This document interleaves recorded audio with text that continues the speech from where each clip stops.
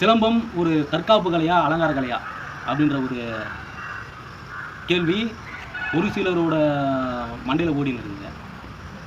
கொம்பு வச்சு சுத்தத்தினால என்ன பண்ணிட முடியும்? ஒரு எதிரிக்கிட்ட போய் கொம்பை சுற்றி காமிச்சா அவன் பயந்துருவானா அப்படின்ற மாதிரி அவங்களுக்குள்ள ஒரு நாலேஜ் இல்லாத பேசிக்கிறாங்க.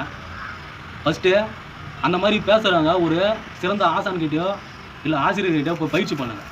அவங்க உங்களுக்கு பயிற்சி கொடுக்கும் போதே ஏகப்பட்ட உங்களுக்கு தெளிவு முறையை கொடுப்பாங்க. நான் சொல்கிறது நல்ல ஆசான்கிட்டயோ நல்ல ஆசிரியர்கிட்டயோ சொல்கிறேன், சரிங்களா?